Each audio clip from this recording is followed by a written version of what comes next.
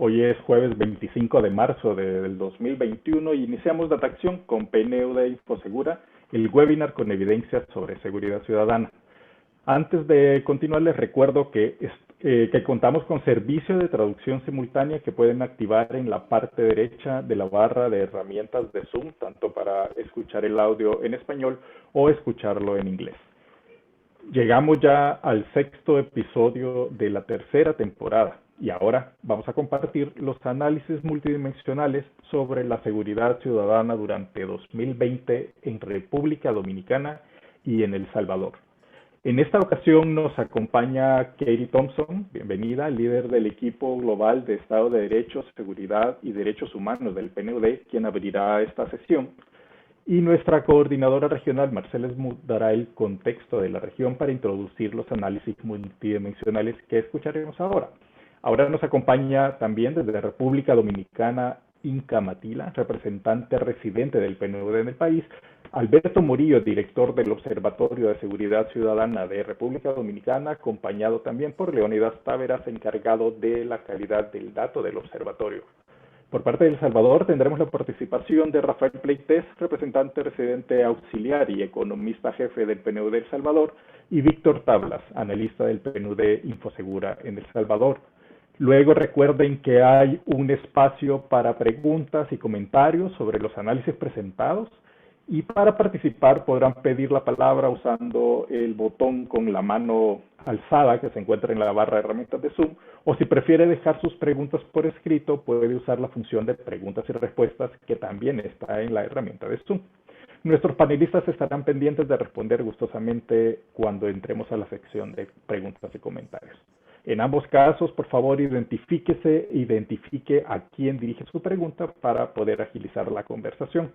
Recuerde que PNUD Infosegura es parte del Centro Regional para América Latina y el Caribe del PNUD y trabaja en coordinación con las oficinas del país del PNUD y cuenta con el apoyo de la Agencia de los Estados Unidos para el Desarrollo Internacional, USAID.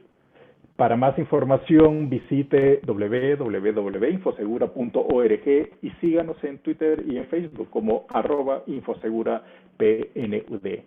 Vamos a dar inicio a la jornada de ahora con las palabras de Katie Thompson. Bienvenida y adelante.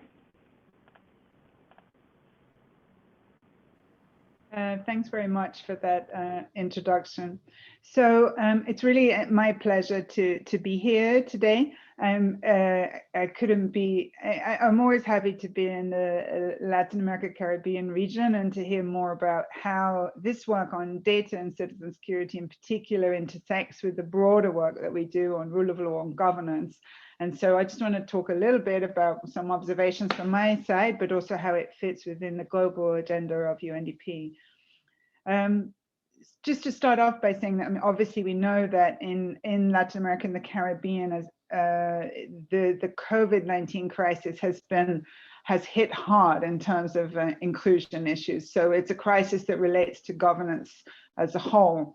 The intersection of COVID-19, the impact and response to COVID-19 has obviously exacerbated fissures in society that pre-existed. Inequalities, discrimination, the violence rates in particular importance here, and the rule of law as a whole. The impact on gender-based violence has been particularly challenging, and the issue of femicide, which is a particularly challenging one in Latin American countries, has also been highlighted. The work that's been done last year in UNDP on the analysis on innovation and citizen security and human rights in the region has demonstrated and reflected on this rise in violence in the region. And I think that the challenge of tracking the homicide rates, the challenge of reflecting on the femicide rates really brings home to us the personal nature of the issue that we're dealing with, that is intersecting at the level of personal lives as well as of public lives, in the sense of how we support governance structures to improve their response to this critical challenge. Moving on to think about how violence and the response, understanding violence and the response to violence is particularly important in the middle of this pandemic crisis, is thinking also about the pressure that managing all of this risk is putting on governance structures globally. And this is particularly also the case in the Latin America, Caribbean region. Backlogs of cases, inabilities to respond, deficits in public trust, problems with transparency and corruption in the management of these crises. And all of these intersections are global, but are reflecting in particular in this region. I think that you have, I think in part of your studies that have been done in this region, it's something like 3 in 10 people who are not trusting in the justice institutions and 2 in 10 not trusting in security institutions. And trust, whether it is a matter of perception, so whether institutions are capable or not to respond. If they're perceived to be incapable to respond, this is a real challenge and crisis of governance and the social contract. In UNDP, we work on rule of law, security, and human rights in an integrated manner with those pieces packaged under one program, but also within the broader umbrella of improving governance as a whole, and of course of achieving the SDGs as a whole. So we work in these circles. We're focusing on violence and on violence reduction, but within the broader context of reinforcing the rule of law, within the broader context of accountable and inclusive governance, and all of that in order to promote change at country level for the achievement of the SDGs. So as we move forward in the decade of action, this work has really never been more important, but the risks posed, or the intersecting risks of the pandemic, of discrimination and racism, of gender-based violence, and of course of climate change, mean that all of these structures need to be more resilient in order to promote human rights and protect populations. So this rule of law approach is something which we're constantly under review in UNDP. We're always learning. All of us as practitioners, we're always watching and learning what is happening at country level with our different programmatic engagements, watching the data that comes from projects such as this, and informing our global framing and global response. This is why seminars like this are so important. But obviously, when we think about something as personal as violence, we also have to think about how the absence of rule of law impacts on the everyday life of people the people who we serve. So we are within a context of thinking through what we call reimagining governance. We're trying to break these conversations down. So we're looking at how we can improve UNDP's engagement in different levels on the interpersonal nature of governance and governance systems, on if you like, how we work with institutions and bureaucracies to change them, and how we work on, if you like, the public goods part of governance, which are, if you like, notions of justice and security. We don't yet have full conclusions on this reimagining governance work. We're still in learning and listening mode, and this will be launched later in the year. But work such as this and conversations such as this are particularly important for inputting into that global thinking, which of course influences UNDP's strategic plan. So in Latin America and the Caribbean, I've been lucky in the last week because I've been on mission with the team in Jamaica. Sadly, I haven't been actually on mission. I'm still sitting in Brooklyn, which is terrible. But we've been working with the ministers and colleagues in Jamaica, really getting into the weeds of the challenges that violence brings to communities there. What's very clear for the Latin American Caribbean region is the extent to which this rule of law approach, informed by solid data and informed by really good coordination and policy exchange, is going to be important for informing the recovery response in the region, and also how UNDP supports that response. the data revolution that this project is part of is really is really key to enabling us to do that better. The report that's been done on innovation and resilience and transformation of for inclusive justice is just one example of how we are being informed at global level by the thinking that is done from this region and informed by projects like this. At the same time, so I want to commend, all the colleagues who are here for the thinking around this program. It's something that of a flagship for UNDP, and it's part of a global community of practice of looking at the issues of violence, which we handle in many different ways. We work on data collection, we work on area-based community. Someone else is speaking. Is that my reminder? Okay, I got someone broadcasting there. So I hope you haven't been Zoom bombed. Okay, I'll keep going. So I was talking about our response on community security and on violence reduction is also community-based approaches, but we have also a strong engagement intergovernmentally. So in other parts of the planet, we're working on putting together governments in the South-South cooperation mechanism around small arms control and, if you like, sub-regional commitments to reducing violence. And we'll be looking also at rolling that out in West Africa. Now, today, I know that what we're going to be doing is taking this global learning and taking this regional project and this regional publications that have and analyses that have come from that. We're going to be hearing from the colleagues from El Salvador and Dominican Republic on how this translates into programming and learning at country level. So I'm really happy to be here to hear all of that. And I just want to again stress, it's impressive how the InfoSegura has been contributing to actually all of the rule of law initiatives in the region, from Guatemala, Honduras, and the engagement with supporting programming that's around everything from transitional justice to SDG 16+ plans. So this is a really positive piece of work for all of these spin-off contributions that come from it. So thanks so much to all of you. I'm so happy to be part of the InfoSegura community. I want to thank the colleagues who are here and for putting me in the room with you. I'm going to stay online, and of course we shouldn't forget to acknowledge the contribution of the United States, USAID, who've been really wonderful strategic partners in this effort. And I think it's just very important. I think what we share in that is the shared priority around the use of data to inform evidence, to measure results, so that we really know that we're all collectively making a difference in this effort to reduce violence and improve governance and the rule of law at the same time.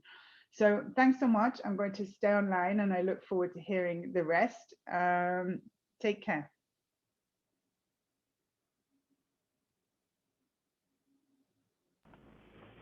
Gracias, Katie, por tus palabras, por acompañarnos en esta sesión. Y ahora pasamos a ya entrando en materia, primero con un contexto regional que está a cargo de Marcela Smuth, coordinadora regional del proyecto InfoSegura, para luego pasar a analizar y a conocer los análisis que han hecho nuestros colegas de República Dominicana y de El Salvador. Adelante, Marcela, bienvenida. Gracias, muy buenas tardes a todas y a todos, y muchísimas gracias por acompañarnos nuevamente el día de hoy. Muchas gracias, Katie, por estas palabras de apertura de la Data Acción, por acompañarnos, y a los colegas de República Dominicana, El Salvador, que hoy nos van a compartir los análisis. Muchísimas gracias a todos los que se conectan cada jueves para ir revisando, compartiendo el conocimiento y la información tan útil y que nos permiten ir aprendiendo a unos de otros y conectar las experiencias. Quizá voy a hacer una breve cápsula al contexto regional, como venimos insistiendo en cada una de las data acción, la región de Centroamérica y República Dominicana ha tenido una buena noticia en cierta forma en esta reducción de homicidios que se ha venido dando a lo largo de la última década, que a partir del 2015 ha sido una reducción sostenida en el tiempo, llegando en el año 2020 prácticamente a posicionarse en las tasas promedio de América Latina. Esto es una noticia muy alentadora desde el punto de vista de los ODS 16, pero también tomar en cuenta que durante esta década en la región hubo 150.000 víctimas de homicidio, lo cual continúa siendo muy alto y continúa siendo un importante desafío para la región. En el año 2020, en la sesión anterior, veíamos un poquito las diferencias por grupos etarios y por sexo.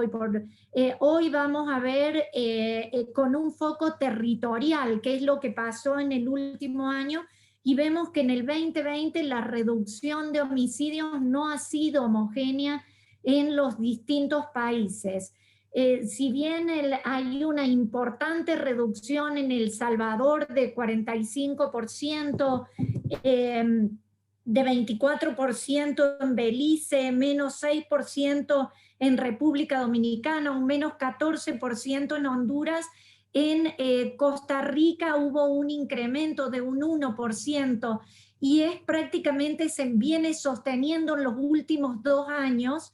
Por eso hablamos de que no es homogéneo el comportamiento que se ha dado en cada uno de los países. Igualmente, para el caso de las mujeres, durante la última década la reducción de homicidios de mujeres ha sido más lenta que la de los hombres, a excepción del último año, en el 2020, hubo un 27% de reducción de homicidios de mujeres frente a 23% en el caso de los hombres. En el tema de feminicidios, hay que ver también cómo se han ido tipificando en la región y hay desafíos importantes para continuar trabajando en estas áreas. A nivel urbano, la reducción de los homicidios ha sido mayor, ha sido 32% la reducción de homicidios en las áreas urbanas frente a 21% en el área rural. Probablemente los esfuerzos de las políticas públicas se han concentrado más en el área urbana, y cuando uno hace un análisis ya a nivel de los territorios, vemos que aproximadamente 3 de los 4 territorios, departamentos, tuvieron un descenso en los homicidios. Otra vez acá nos encontramos que la reducción no es homogénea. En El Salvador, por ejemplo, la reducción se da prácticamente en todo el país. En el caso de Costa Rica, prácticamente en la mitad de las provincias hubo un aumento. En el caso de Guatemala y de Belice no se aprecia claramente una concentración en el tema de cómo fueron las dinámicas y los cambios, y en el caso de Honduras hay 4 departamentos que registraron un incremento y se trata de departamentos fronterizos. Como recordarán la presentación de la semana pasada, Copán, gracias a Dios, Lempira, Olancho, departamentos fronterizos o correspondientes a la zona costera. Nuevamente insistir que no hay un solo factor que de por sí explique las dinámicas de los homicidios o de la violencia en general, sino que hay múltiples factores que impactan en las dinámicas de violencia e inseguridad en los países. Y acá el desafío grande que presenta la región, desafíos que en el contexto de COVID y las medidas para impactar o para poder hacer frente a la pandemia, han también tenido un impacto en aquellos factores cuya presencia en muchas ocasiones sabemos que incrementa hechos de violencia. Dentro de esto, mencionar temas vinculados al crecimiento inclusivo, y vemos cómo América Latina proyecta una contracción económica de 7.7%. Sabemos que la pobreza ha impactado más a las mujeres en edad de trabajar, a las áreas rurales, también a las poblaciones afrodescendientes, a las poblaciones indígenas, a niñas, niños y mujeres. En el caso de la educación, las brechas digitales y de inclusión digital seguramente podría tener un impacto en diferentes formas de violencia. En relación a la calidad del empleo, se registran un retroceso de más de una década en los niveles de participación laboral de las mujeres en la región y una caída también en el empleo de 18.1%, esta interseccionalidad de factores nos plantea una situación de vulnerabilidad que requiere prestar especial atención y trabajar muy fuertemente para que estos avances que hubo en la reducción de homicidios, estos avances a nivel de ODS 16 y de ODS 5 no tengan una vulneración o no sean frágiles y no vayan a ser reversibles. En ese sentido, la situación de inseguridad y los factores asociados, vemos con estos datos cómo tampoco se distribuyen de forma homogénea en los territorios y han impactado de manera diferenciada las diferentes poblaciones.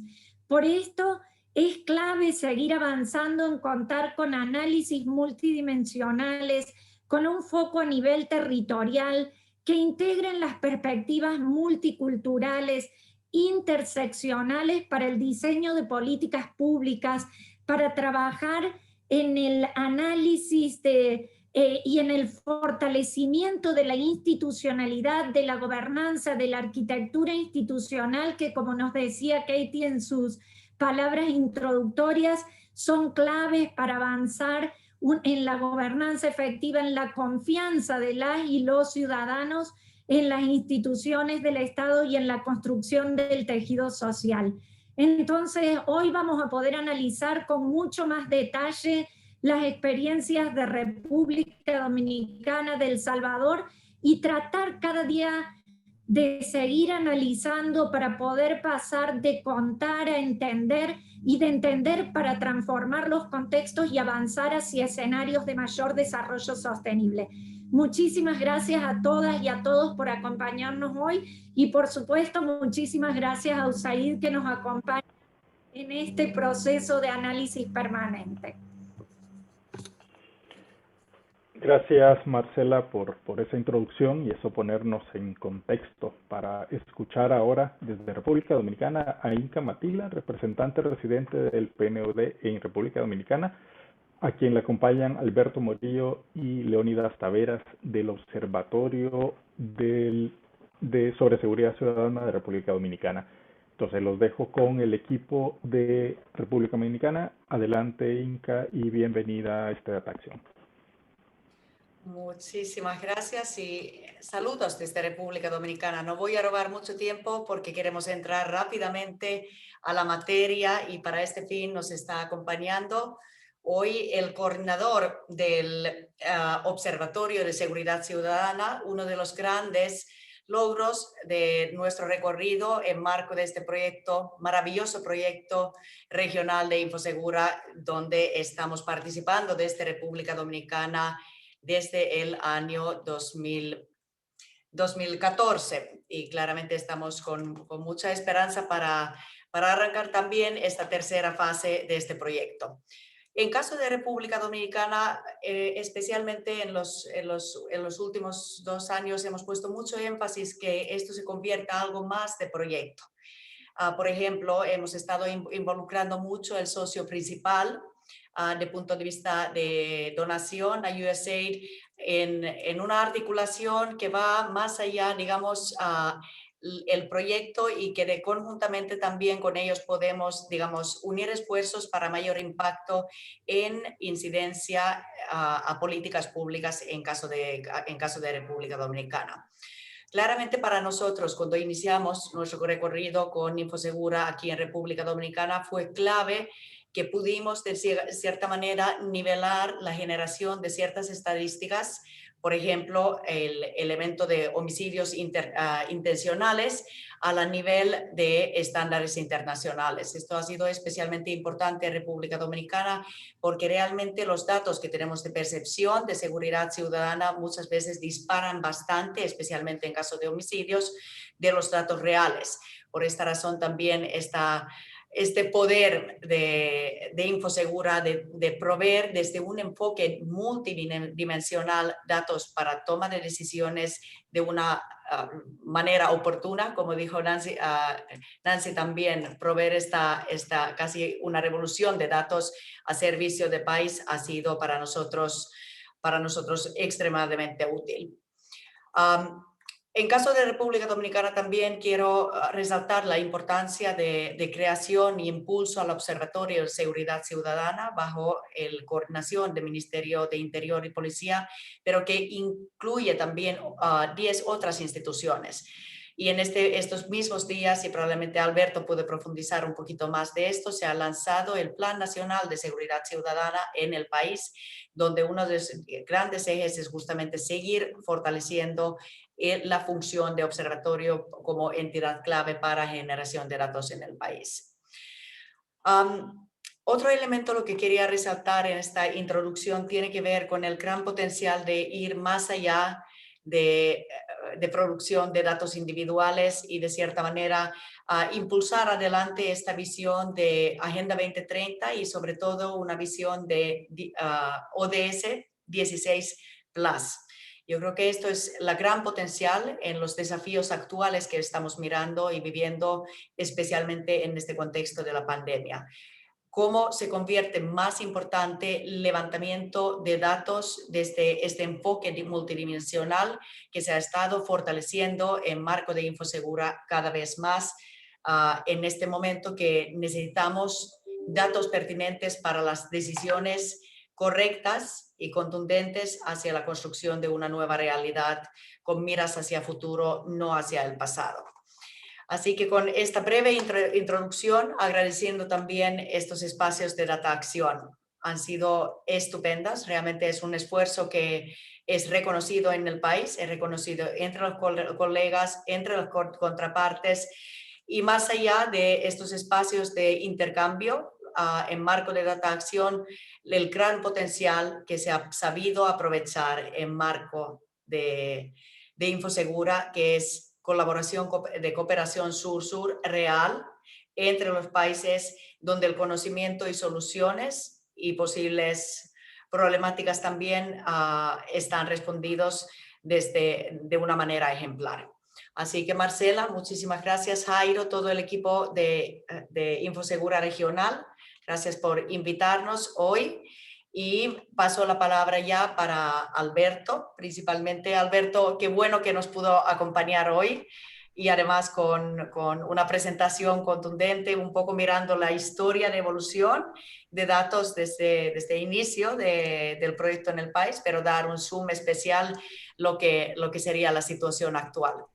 Así que muy agradecida también por esta notable colaboración que tenemos con el Ministerio de Interior y policía y especialmente con el observatorio. Adelante, Alberto. Sí, muy buenas tardes. Muy agradecido de que nos den la oportunidad de participar. Muchísimas gracias a USAID, nuestro socio dentro y fuera de Infosegura, pero también con Infosegura. Y muchísimas gracias también por el apoyo que hemos recibido desde el año 2000, finales de 2013 hasta la fecha por PNUD, que ha estado de la mano con el observatorio, y todo lo que hemos logrado ha sido con apoyo del PNUD. Realmente el Ministerio de Interior se siente muy agradecido y el país de que el observatorio haya llevado en estos niveles. Dentro del aspecto del Plan de Seguridad Ciudadana, uno de los ejes que dictó el señor presidente fue el fortalecimiento del observatorio, creando una unidad especializada en análisis sobre la seguridad ciudadana. Estaríamos nosotros involucrados en el tema, dando datos, analizando situaciones y otros analistas estarán ya tratando de ver cómo hacen políticas públicas que sean eficientes para el nuevo plan de seguridad ciudadana.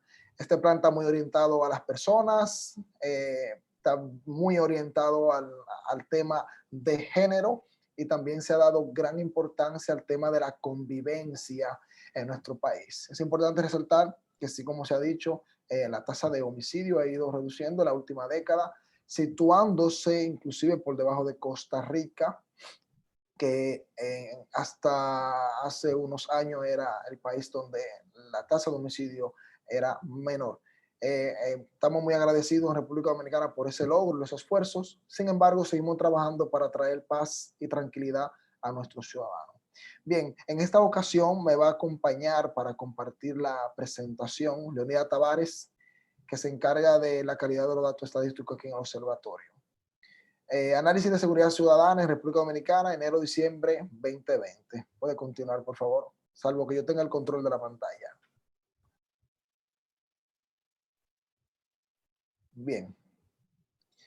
En esta presentación hemos agrupado los hechos contra la vida, las denuncias y las muertes accidentales, donde los ahogados y los heridos con arma de fuego presentan un ligero aumento interanual. En cambio, los homicidios, las muertes accidentales de tránsito, los electrocutados, robo de automotor y de arma de fuego registran importantes reducciones. Sin embargo, dentro del marco de la pandemia, estas reducciones estadísticamente no son muy significativas. Significa que hemos tenido un tema de tendencia y que la pandemia no ha atenuado como se esperaba la actividad delictiva y violencia en el país. Por favor, la otra presentación. Bien, aquí observamos cómo viene la tasa de homicidio desde el año 2011. Como había mencionado en la introducción, casi a la mitad se ha reducido y estamos ya por debajo de la media de la tasa de Latinoamérica. Es un gran logro, sin embargo, el país sigue trabajando para que la gente sea cada vez más violencia. Cabe destacar también que se planteó el desarme de la población civil con armas ilegales. Fue una de las medidas también que tomó nuestro presidente en relación a que en la región el 70% de los homicidios y de temas relacionados a la delincuencia es perpetrado por arma de fuego. Se ha tomado esa medida de desarme de la población, medida que aplaudimos y esperamos que ya para el año que viene por lo menos la tasa disminuya de 50 a un índice por lo menos de 35. Con el otro slide, por favor. En comparación con 2019, solo 4 meses de 2020 registraron un mayor número de homicidios. Los meses junio, agosto, septiembre y noviembre presentaron aumento al respecto. Es importante resaltar que al observar la línea de tendencia del 2020, en los primeros meses donde las medidas estaban bien duras con el tema del COVID-19, sí había una disminución. Sin embargo, hubo un aumento en esto a partir de junio y agosto. Estos aumentos no fueron homicidios causados por delincuentes. Estos homicidios fueron en convivencia pacífica, o sea, entre vecinos, entre la comunidad, de lo que le llamamos aquí riña y este tipo de cosas.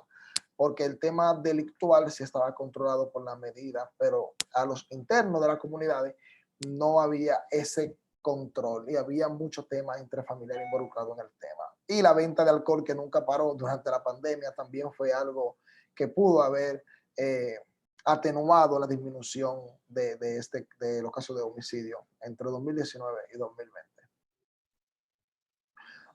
Bien, a partir de esta presentación dejo que Leonidas continúe y me voy a pasar yo al formato de espectador. Voy a estar con ustedes, pero tengo aquí visita y temas con el ministro que resolver. Así que Leonidas, te paso la palabra. Muy bien, muchísimas gracias Alberto, muchísimas gracias a todos en el panel. Vamos entonces a continuar. Como decía nuestra estimada Marcela y Alberto, los homicidios y los delitos en la República Dominicana para el 2020 han venido disminuyendo.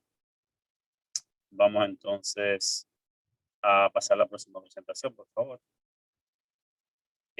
Como podemos ver, los adultos jóvenes son las principales víctimas de homicidio aunque tuvo una reducción respecto a 2019 del 56%. Básicamente entre 19 y 34 años son las personas más que más incurren en este tipo de delitos o este tipo de muerte. Podemos ver de 20 a 29 también hubo una reducción en 2020 importante de un 7%, de 30 a 39 un 10%, pero de 50 y más años vemos un aumento para el 2020 del 9%. Siguiente, por favor. El porcentaje de homicidio cometido con arma de fuego se ha venido reduciendo desde el 2015. Si se fijan, tenemos acá una distribución porcentual de los homicidios de arma de fuego. Hay otros homicidios con otro tipo de arma y sin datos. Es una reducción no tan significativa, pero iniciamos el 2015 con un 58% y estamos actualmente en el 2020 con un 57, con un 50%. Siguiente, por favor. Entre 2019 y 2020 los homicidios aumentaron en 12 de las 32 provincias. Como podemos ver acá, las que están en el color más rojo aumentaron, algunas se mantuvieron y otras disminuyeron. Esto es muy importante porque estas provincias, algunas de ellas son las que se mantienen siempre a la alza. Las que están en rojo, por ejemplo, Santiago, es una provincia que siempre se mantiene con un alto índice de homicidios, pero aquí aumentaron otra provincia que en otros años no tuvieron esa incidencia. Por ejemplo, Peravia es una provincia que en otros años no tiene esa incidencia al alza, como podemos ver para acá, para este año, estos años 19 y 20. Siguiente, por favor. Este dato es muy importante, que 7 de cada 10 homicidios en el 2020 se relacionó con problemas de convivencia. Es algo que en el país, desde el gobierno, desde el Estado, se ha estado tratando, porque estos homicidios son muy frecuentes.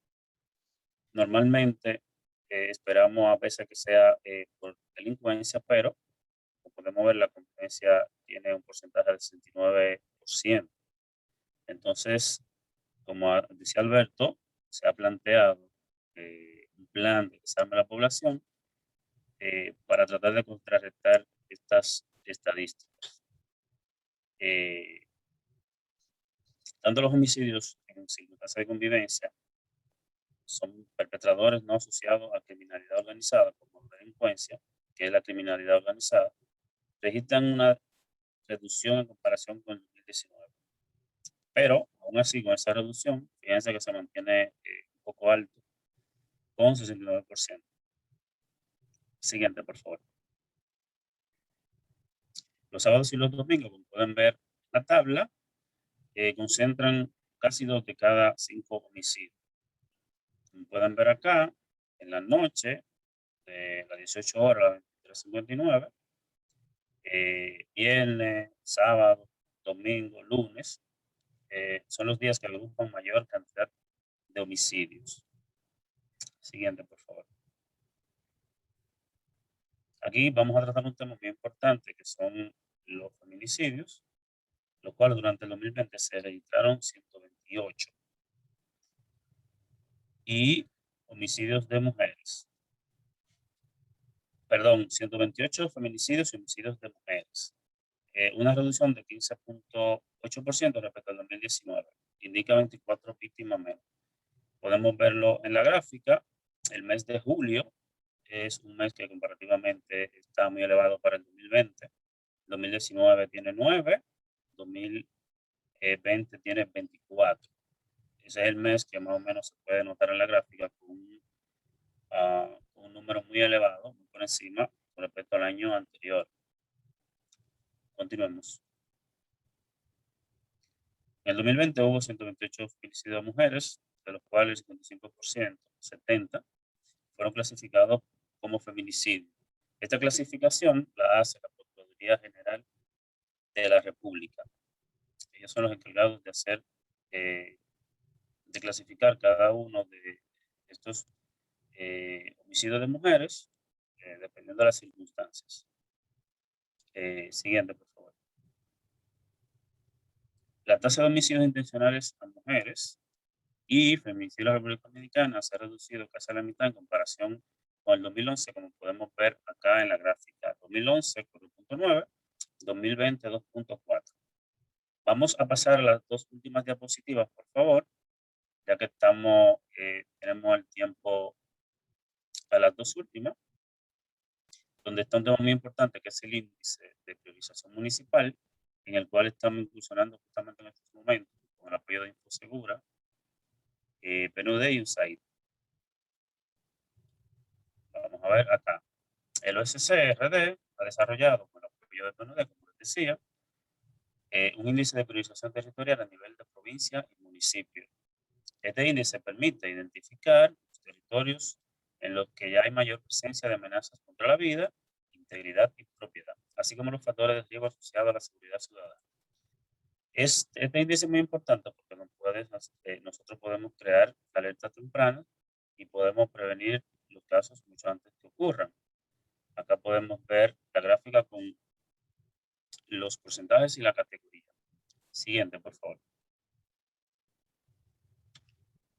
Esto permite, el mismo índice, contar con una herramienta que aporta el análisis diagnóstico en materia de seguridad ciudadana local, con un enfoque de seguridad humana que facilita la toma de decisiones y el diseño de políticas públicas focalizadas, necesarias y basadas en evidencia. Este esfuerzo permitirá la priorización basada en un enfoque multidimensional de los territorios y grupos poblacionales que están quedando atrás. Hasta acá, muchísimas gracias. En otra ocasión podemos presentarles mucho más información. Gracias por la oportunidad. Muchas gracias, Inca, Alberto y Leónidas, por esta presentación, por ajustarse al tiempo designado, porque vamos a aprovechar toda esta sesión. Les recuerdo que toda la información que aquí se está exponiendo la podrán encontrar luego extender la presentación completa en nuestra página web, en la página web también del PNUD de República Dominicana, también en las diferentes vías. Entonces la información siempre va a estar disponible. Y vamos a pasar ahora a escuchar al equipo de El Salvador. Abre Rafael Pleites, representante auxiliar y economista jefe del PNUD de El Salvador, acompañado por Víctor Tablas, analista del PNUD Infosegura en El Salvador. Adelante, Rafael, y bienvenidos. Muchas gracias, Elmer, y gracias por este espacio de Data Acción para poder compartir los resultados que tenemos desde El Salvador, y agradecemos también el apoyo de USAID para Infosegura del Salvador y regional. Ya Marcela nos dio el marco regional con las diferencias que existen entre los países y el enfoque multidimensional de seguridad ciudadana que caracteriza a los ejercicios en estos países. Yo quisiera, a manera de introducción, destacar 5 puntos principales de los hallazgos en el caso de El Salvador. En primer lugar, es clara que hay una tendencia a la disminución de la tasa de homicidios que viene desde el año 2016, de un punto pico muy alto en el caso de El Salvador, porque en el año 2015 tuvimos una tasa de 103 por cada 100.000 habitantes. Esta reducción se marca muy claramente en el 2020 y nos coloca a los niveles más bajos históricos en los últimos 10 años en el caso de El Salvador. Pero es importante destacar que aún con toda esta reducción, el nivel sigue siendo relativamente alto. Estamos a un nivel que casi duplica el umbral que utiliza la OMS para declarar una epidemia de violencia homicida de 10 por cada 100.000 habitantes.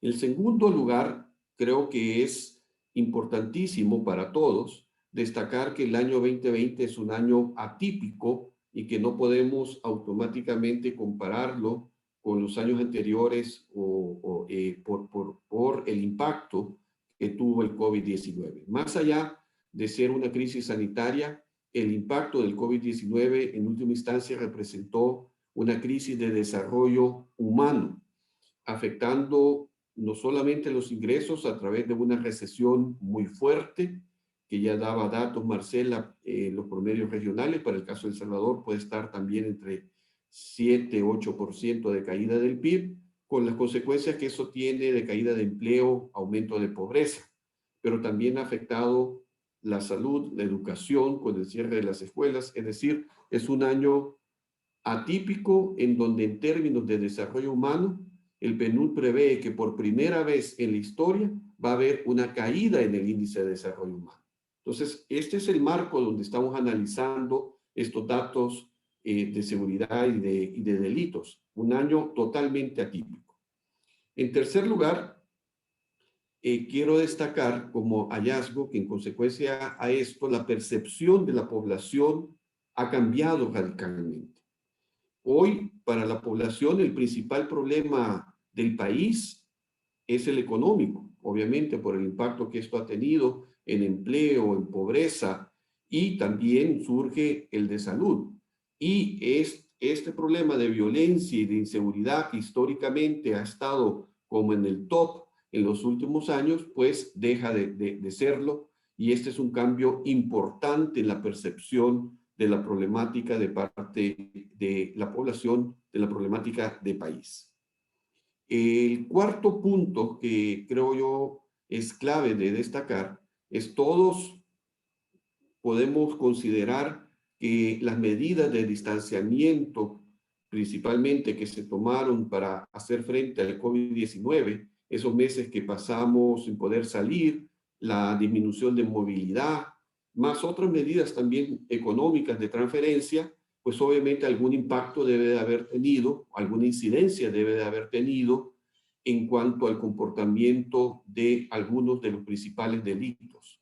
Y en el caso de El Salvador, uno de los valores agregados que vamos a mostrar es que comenzamos a tener cierta evidencia de que efectivamente ha habido una relación que es estadísticamente significativa entre el fenómeno del COVID con todo lo que acompaña a esto en cuanto a medidas de distanciamiento, transferencias y el comportamiento de algunos delitos. Entonces, eso es importante como un aporte del análisis que vamos a seguir profundizando en el caso de El Salvador.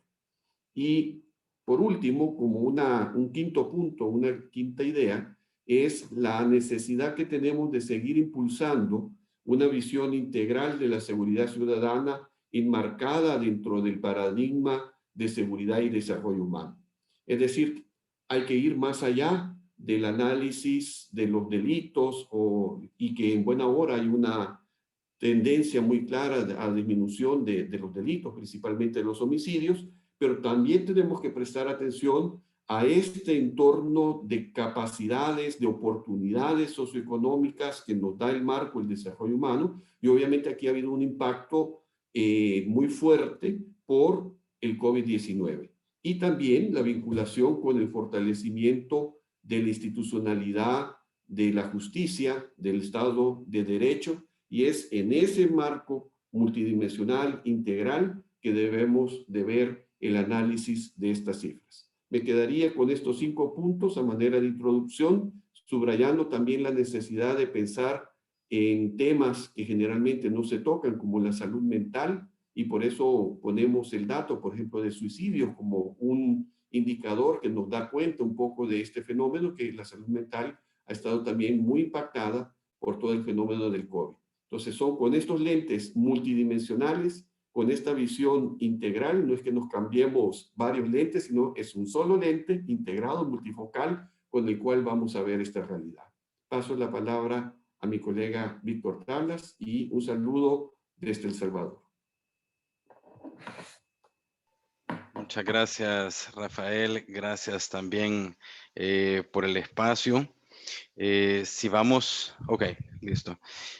Como ya bien lo viene señalando Rafael, pues el 2020 ha estado marcada marcado por una serie de eventos que han sido bien atípicos. En primer lugar, mencionar que desde las primeras noticias del COVID, justamente a finales de 2019, se vio súper rápido el avance del virus a diferentes regiones del mundo. Ya el 13 de enero, por ejemplo, se estaba confirmando un primer caso fuera de China. Al 18 de enero se tenía casi 8,000 casos confirmados en otros 18 países. Y el 11 de marzo, pues, la OMS declara al COVID-19 como una pandemia. Entonces, en El Salvador, justamente ese 11 de marzo, pues se da cierre a los centros educativos dentro de ese estado de emergencia. El 17 de marzo se da, digamos, un cierre generalizado de fronteras, de aeropuertos, diversos controles en puntos ciegos. Y el 18 de marzo, pues, después de varios días de monitoreo, pues aparece ese primer caso confirmado de COVID-19. El 21 de marzo, digamos, ya habíamos visto cosas de estas pasar en otras partes, pero el 21 de marzo recibimos la noticia entonces que vamos a una cuarentena domiciliar obligatoria. Inicialmente, digamos, está programada por 30 días, pero fue, digamos, prorrogada, fue extendida en diversas ocasiones hasta alcanzar los 85 días. Es decir, esa cuarentena que comenzó esa noche del 21 de marzo terminó solamente hasta el 14 de junio.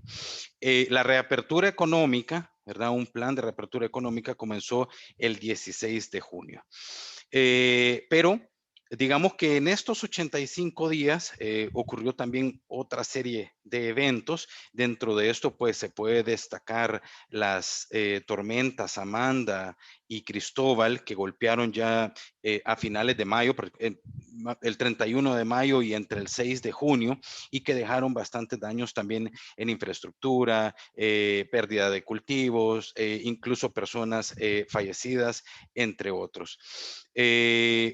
Dentro de, digamos, todas estas, todo este estado de emergencia y todo lo realizado para poner freno a la pandemia del COVID, también el transporte público había sido suspendido y no volvió a funcionar sino hasta el 20 de agosto.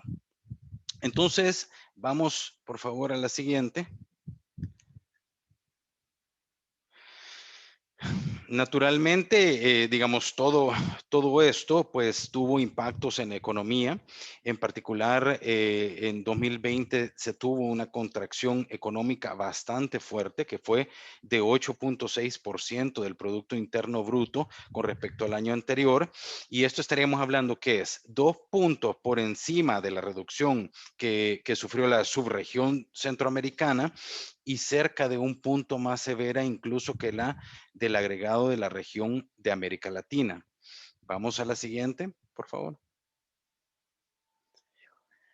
Y aunque, digamos, todavía están pendientes las cifras oficiales de las mediciones de pobreza que tenemos en el país, que es la pobreza multidimensional y la pobreza por ingresos, que vienen, digamos, por estas encuestas de hogares que se hacen anualmente, pues la CEPAL, digamos, se ha animado a plantear algunos escenarios y particularmente ve el incremento del número de personas que vive por debajo de la línea de la pobreza. Y esto, digamos, la comisión estima que aun cuando hubo ciertas transferencias monetarias condicionales, para poder mitigar la crisis, todavía así el 2020 estaría cerrando con al menos un incremento de las personas viviendo en pobreza de más o menos 6,4%. Vamos a la siguiente, por favor. Ahora, cuando vemos la dinámica de largo plazo, esta evolución de largo plazo de los homicidios, vemos, como mencionaba Rafael, que desde el año 2015, que fue un año, digamos, brutal, porque llegamos a tasas de 103 por cada 100,000, A partir de ese año, a partir del año siguiente, comenzó una reducción sostenida que en 2020 llega a representar la tasa más baja de muertes violentas que hemos tenido en el país en esos últimos 10 años. Ahora, los sistemas de medición, los sistemas de homologación de cifras de homicidios han cambiado, pero si uno toma también diferentes fuentes, ¿verdad? Pues también se ve que es la tasa más baja que se tendría en las últimas 3 décadas. Ahora, 2020 realmente ha sido súper atípico porque aparece además un fenómeno que cobra más vidas que los homicidios que se había tenido tradicionalmente, que fue el COVID, ¿verdad? Mientras el año cerró con 1.328 homicidios, muertes por COVID-19 se tuvo 1.373. A pesar, digamos, de la disminución que estamos en esos niveles tan bajos, también destaca que estos niveles, ese 19.5, sigue siendo prácticamente el doble de ese umbral de lo que la OMS considera epidemia. Entonces, todavía hay bastante trabajo por hacer. Vamos a la próxima, por favor. Ahora, entre 2013 y 2020, en promedio, 6 de cada 10 homicidios de mujeres fueron tipificados como feminicidios. En términos de la evolución de estos delitos, vemos además que los homicidios de mujeres han tenido reducciones con tendencias sostenidas también desde el 2016. Y en particular, durante el 2019, los homicidios de mujeres bajaron de esos niveles epidémicos. Y en 2020, estos delitos violentos se encuentran también con bajas históricas. Eso colocaría las tasas de homicidios de mujeres en 3.6 por cada 100,000 y las tasas de feminicidio en 2 por cada 100,000. Vamos a la próxima, por favor. Cuando hablamos también de las personas desaparecidas y vemos el registro de la Fiscalía, pues vemos que en los últimos años ha habido también una reducción tanto para hombres como para mujeres. Y aunque hubo una subida en el 2018, en el 2019 hay nuevas reducciones de este delito. En particular, en 2020, el registro de personas desaparecidas muestra una reducción que es todavía más acelerada, llegando a tasas de 16.8 por cada 100,000. No obstante, persisten, digamos, todavía particularidades cuando uno desagrega este delito por el sexo de la víctima. Por ejemplo, las tasas de desaparición de hombres superan las tasas nacionales y prácticamente duplican las tasas de mujeres desaparecidas en este último año. Vamos a la próxima, por favor. Además, con un comportamiento que ha sido bastante fluctuante a lo largo de los años, las tasas de suicidio presentaron también una reducción de aproximadamente 18% entre las cifras que se tendría al comienzo de la década y con las que cierra el 2020. Esta última cifra que es de 6.7 por cada 100,000 habitantes. Sin embargo, si nos vamos a poner la lupa en el 2020 y lo vemos así por meses, pues el gráfico sugiere que se ha dado un rápido incremento en el número de suicidios posterior a los meses de junio, ¿verdad? Que coincidiría con el fin de la cuarentena domiciliar mandatoria. Pero recordemos que se termina esa cuarentena domiciliar mandatoria en un ambiente donde todavía persiste la pandemia y los desafíos económicos generados por la misma, ¿verdad? Entonces, súper importante pues poder poner un ojo, poder velar por los servicios de atención a salud mental de la población. Vamos a la próxima, por favor. Y bueno, aquí lo que tenemos es la parte subjetiva, digamos. Se le pregunta a las personas sobre su percepción del principal problema de país. Y esto, digamos, se ha hecho por algún tiempo ya. Esta es una encuesta de UDOP. Y vemos que entre el año 2010, bueno, digamos, desde ese año 2010, la opinión pública, antes del 2010 la opinión pública se había decantado por los temas de economía. Hubo un particular aumento del porcentaje de personas que así lo indicaban en el 2018 a raíz de la crisis financiera global. Pero a partir del 2010, ahora sí, la delincuencia e inseguridad había encabezado la lista como principal desafío de país. Incluso esta percepción tuvo un repunte bastante importante en el 2015 que coincide con la crecida histórica que ya les comentaba de violencia homicida, ¿verdad? Aquel año donde llegamos a tasas de 103.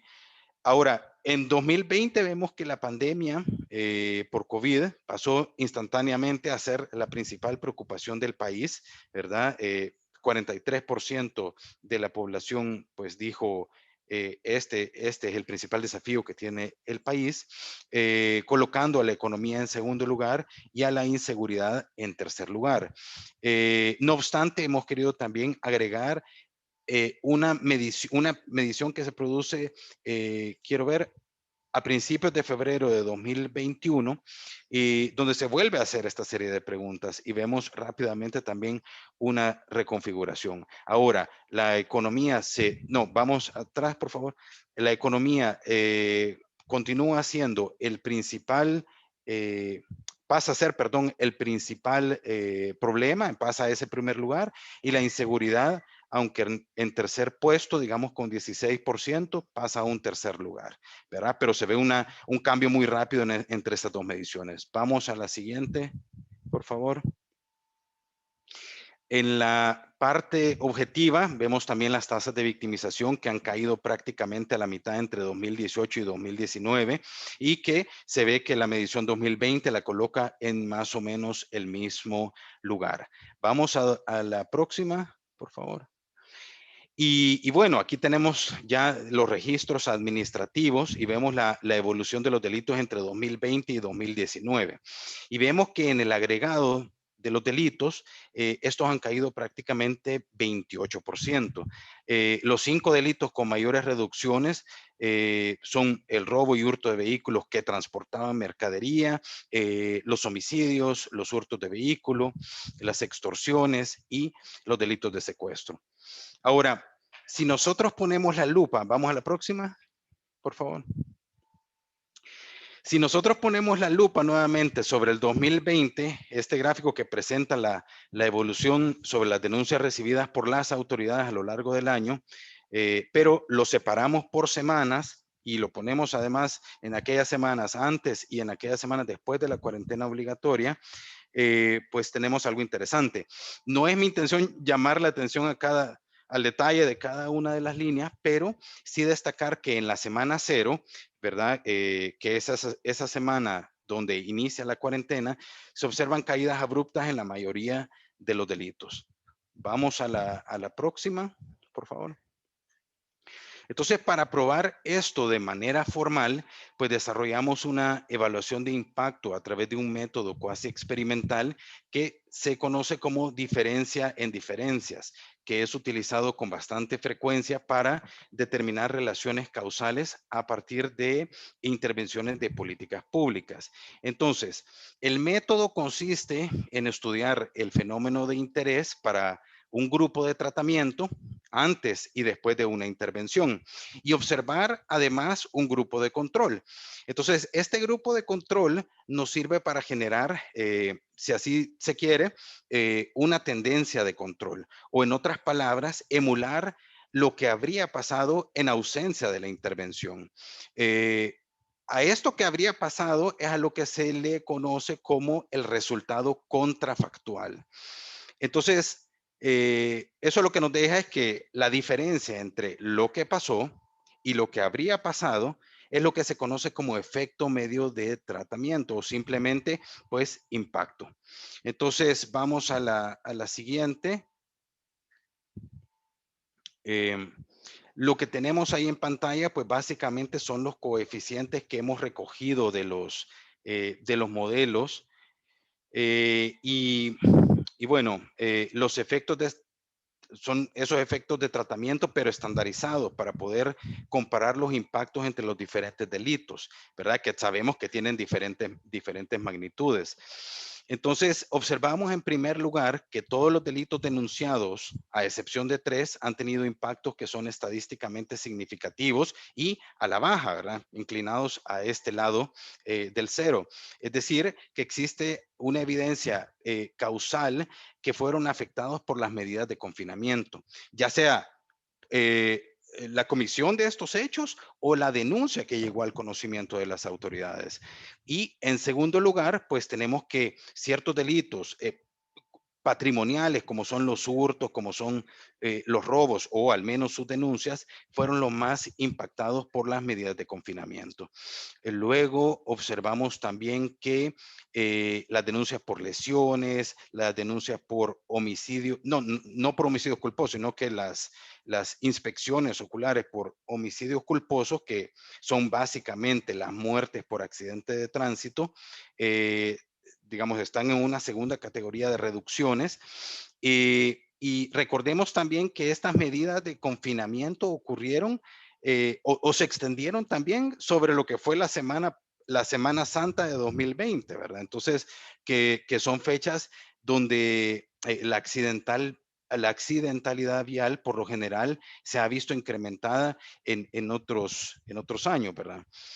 Luego también encontramos impactos sobre los hurtos de vehículos, sobre las extorsiones y también sobre las denuncias de violaciones. En un tercer nivel de impacto encontramos también una reducción que se ha visto al menos en las denuncias de la violencia intrafamiliar, y los homicidios. Cambios en los delitos como los robos de vehículo, conis y mercadería, pues no fueron impactados significativamente por este periodo de cuarentena.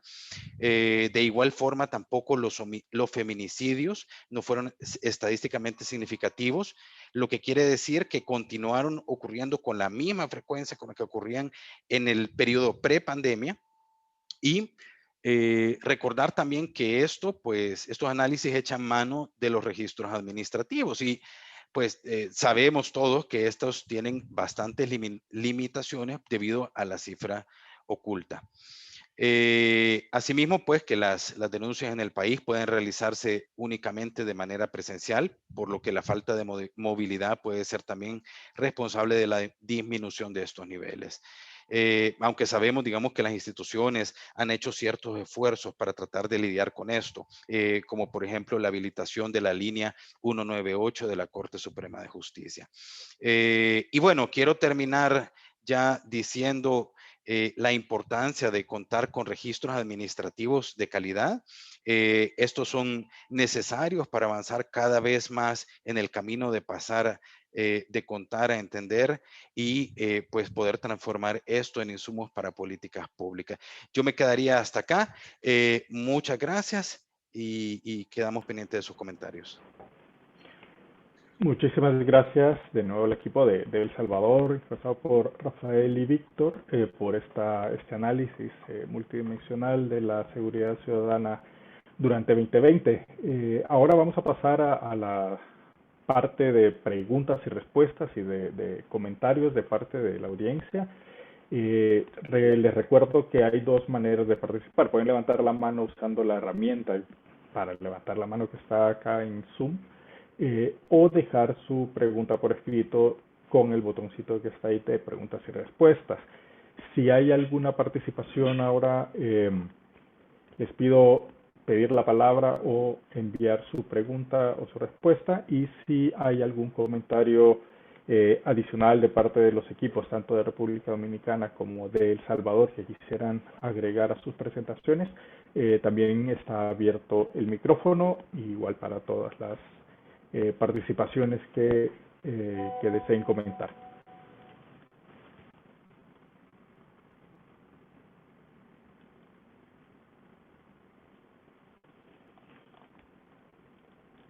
Bueno, de momento no veo muchas manos, no veo manos levantadas, tampoco hay comentarios en la sección.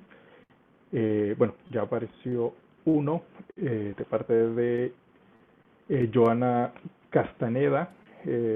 Saluda, buenas tardes, habla de las interesantes presentaciones dice que tiene una pregunta respecto al modo de diferencias. Estaba para Víctor. Entonces, si podrían explicar un poco más cómo se conformó el grupo de tratamiento y el grupo de control.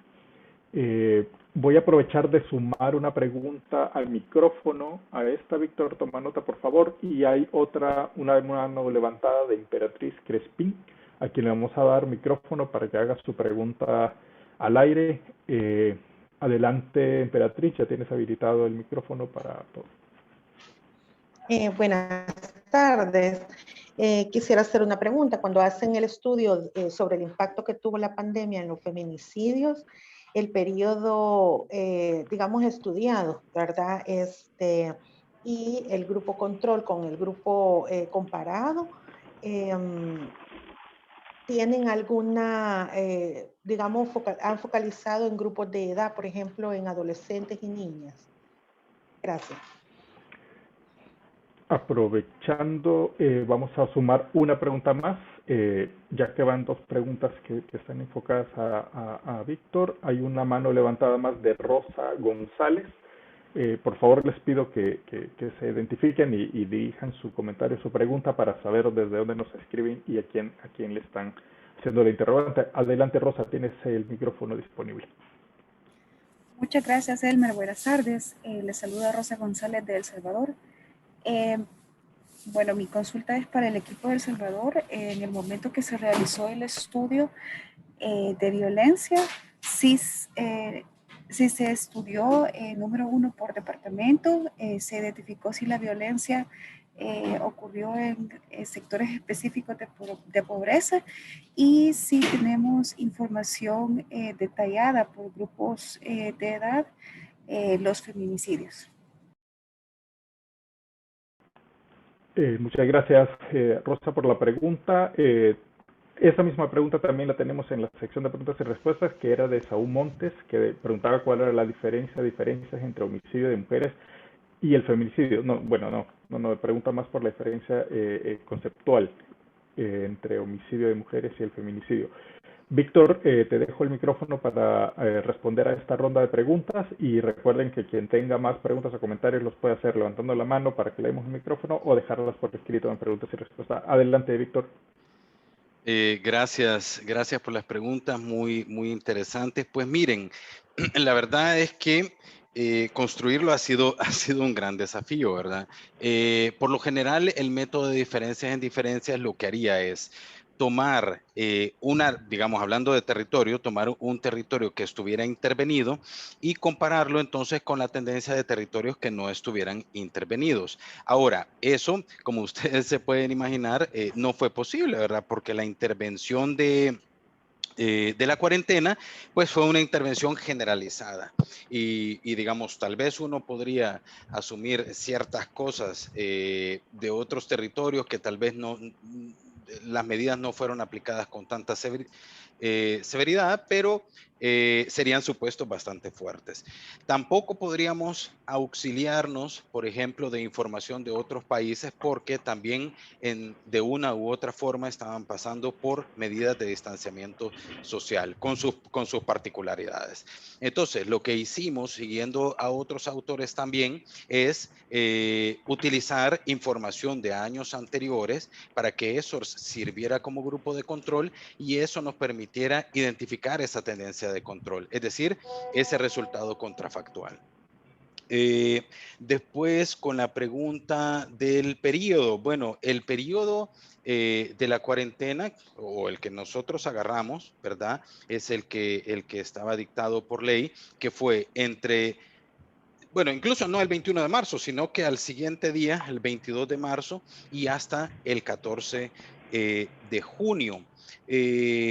Realmente, digamos, no tenemos registros o no pudimos conseguir registros desagregando, digamos, por grupos etarios o por diferentes poblaciones. Es muy interesante de probarlo, ¿verdad?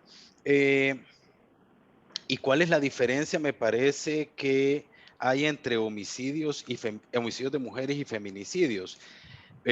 Bueno, digamos, a partir del 2013 aparece un año antes aparece la Ley Especial Integral para una Vida Libre de Violencia contra las Mujeres. Entonces esta ley pues le da forma a esta figura de feminicidio, particularmente pone 2 artículos, que es, si no me equivoco, el 45 y el 46. Entonces, el feminicidio y el feminicidio agravado, y básicamente se refiere a aquellas muertes violentas que son causadas por motivo de odio o menosprecio, ¿verdad? Entonces, por motivos de género. Entonces, cuando la investigación determina que estos son los motivos que han mediado, pues el delito de muerte violenta pasa a tipificarse como feminicidio. Gracias, Víctor. Hay otra pregunta, es sobre El Salvador, de parte de Julio Barahona, que nos escribe desde acá, de El Salvador, y pregunta cómo se encuentra por el momento el fenómeno de desplazamiento forzado, especialmente en las personas LGBTI. ¿Hay algún dato que nos pueda hablar de esta situación? Gracias. Pues en particular el fenómeno del desplazamiento en el país se mide a través de un delito que es el LILIC, que es un delito que lleva la policía. Nosotros realmente no tenemos a este momento información, registros administrativos de ese delito, entonces no podría saber, pero sí sé que se lleva a través de esta tipificación. Muchas gracias, Víctor. Muchas gracias a todos los que han participado. Hay una pregunta más dirigida para República Dominicana, donde preguntan si es un espectador anónimo según la sección de preguntas y respuestas, que dice: el índice territorial mostrado, ¿creen que tiene utilidad como herramienta para el plan de seguridad ciudadana que recién fue lanzado? A los colegas de República Dominicana, no sé si Leónidas o Alberto responden, o Inca. Sí, claro que sí, Elmer. Adelante. Responde perfectamente porque... Sí, ¿me escuchan? Perfecto, ¿Me escuchan? te escuchamos, Leónidas. Adelante. Ok, contestaba que sí, responde concretamente porque se trata precisamente de identificar el punto específico donde ocurren los delitos y luego accionar, o más bien prevenir que ocurran, que es lo importante. De este modo podemos identificar y, como decía anteriormente, ejecutar la acción en caso de que ocurran los delitos. Pero lo que nos interesa es identificar el territorio que tenga un alto índice de delitos y accionar allí. Claro que sí, se ajusta perfectamente al nuevo plan. Perfecto, gracias, Leónidas. Bueno, a todas y a todos, les agradecemos por sus preguntas y vamos a pasar a una recapitulación que va a estar a cargo de Juan Pablo Gortillo, que es el coordinador regional adjunto del proyecto regional Infosegura, y que nos servirá como para hacer un recuento de todas las ideas y la información que se ha brindado ahora. Adelante, Juan Pablo. Gracias, Elmer. Y colegas, ¿me escuchan? Perfecto. Yo quisiera recapitular en 3 grandes líneas. Digamos, todas estas son las notas de las 3 presentaciones, pero creo que Katie nos dejó una invitación muy clara a repensar y reimaginar todo el mecanismo de lo que es la gobernabilidad y motivar el cambio hacia bienes públicos de seguridad y justicia que impacte a las personas. El tema de la revolución de los datos para informar globalmente desde América Latina y generar mecanismos de transformabilidad dentro de la población, evitando también en línea de la invitación que nos hacía Marcela, a que las poblaciones que están en riesgo de caer atrás por fragilidad y vulnerabilidad a partir del COVID continúen en esa línea de seguir cayendo hacia un estado que luego sea irreversible para ellos. En segundo nivel, una gran invitación de las que nos hizo los colegas de Dominicana a pensar no solo en el uso para la política pública, también para los planes de seguridad. La idea de que en Dominicana la mayoría de las víctimas sigan siendo jóvenes presenta un desafío de cara a políticas intergeneracionales, especialmente aquellas que son frente al tema de las armas de fuego, y el desafío grande de la violencia contra las mujeres. O sea, la tipificación de todas las muertes violentas de mujeres en femicidios continúa siendo un desafío, y la prevención de estos casos continúa siendo de alto interés para la política pública. En el caso de Dominicana remarcaron también que 7 de 10 delitos que ocurren son por convivencia, y en el caso de los homicidios. En ese contexto, ¿cómo trabajar políticas integrales que nos ayuden a la cohesión social, al trabajo y la prevención en seguridad, de manera de que se pueda construir un entorno pacífico y contextos mucho más resilientes? Por último, en la presentación que nos hacían Víctor y Rafael, nos explicaban de lo atípico del año 2020 y de cómo, pese a que sí, en efecto, existió una caída de los homicidios, esta caída de los homicidios se vio altamente afectada por las medidas de confinamiento y las medidas del COVID. Otros delitos resaltaron, tal como el de violencia contra las mujeres, el tema de los femicidios, no cayeron en el mismo nivel de lo que cayeron el resto de delitos. Sin embargo, es de reconocer el progreso, por ejemplo, en las tasas de victimización, el tema de las personas que han sido asesinadas, la caída desde el 2015 que bien nos mostraban, pero también ese desafío integral de trabajar en otras áreas de la seguridad ciudadana, trabajar, por ejemplo, en temas de suicidios, lesiones interpersonales, todo como desafío ante los problemas de salud mental que nos ha puesto el COVID. Dejaría el resumen aquí y agradecer a todos quienes nos acompañaron el día de hoy. Y Elmer, cambio.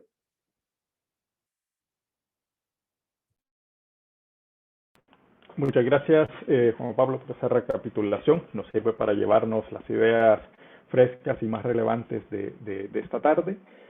Antes de despedirnos y de cerrar, dos anuncios. Uno es que el próximo jueves de la próxima semana no habrá DataAcción.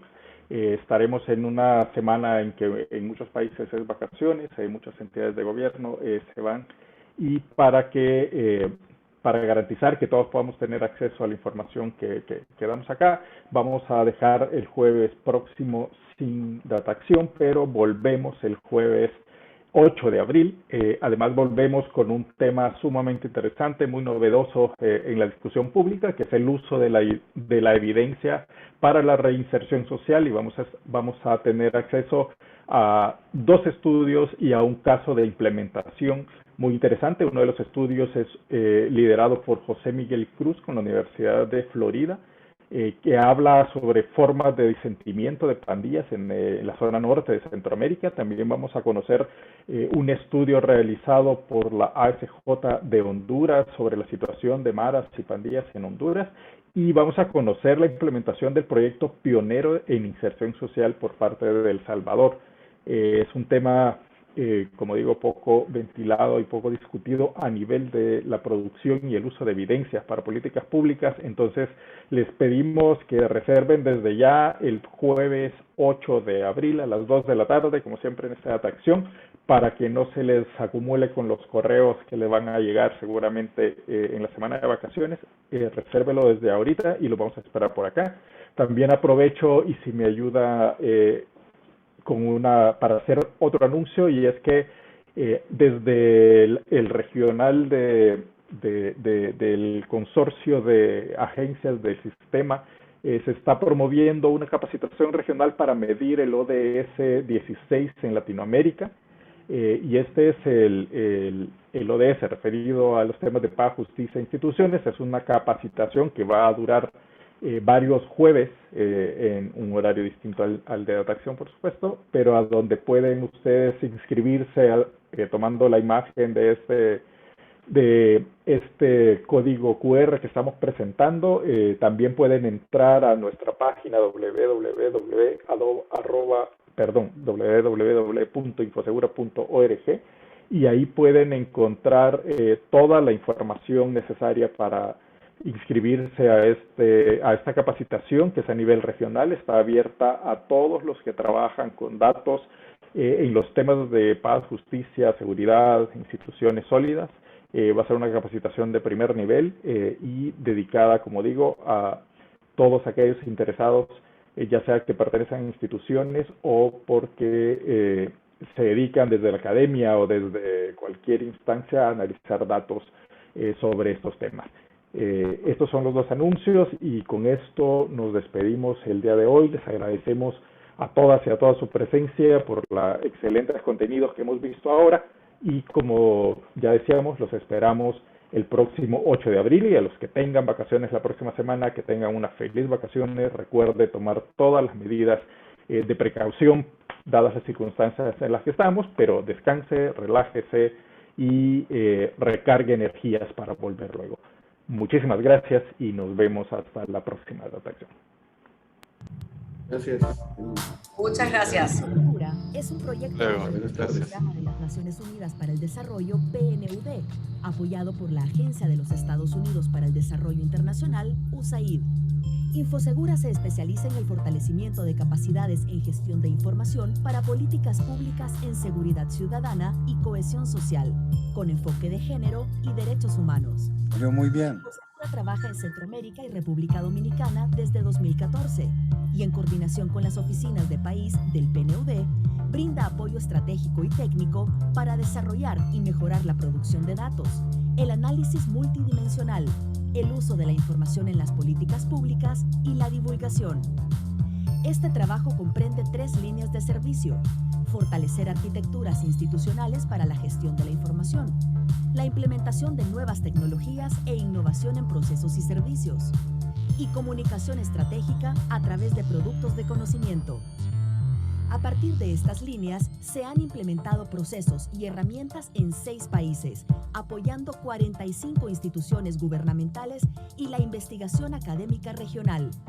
Infosegura también facilita el intercambio de conocimientos y experiencias a nivel regional, tendiendo puentes entre gobiernos y sociedad civil. En este sentido, destaca la iniciativa de la Red de Conocimiento sobre Seguridad Ciudadana, Red Conoce, conformada por 17 instituciones académicas de 11 países, con diversos encuentros regionales de alto nivel.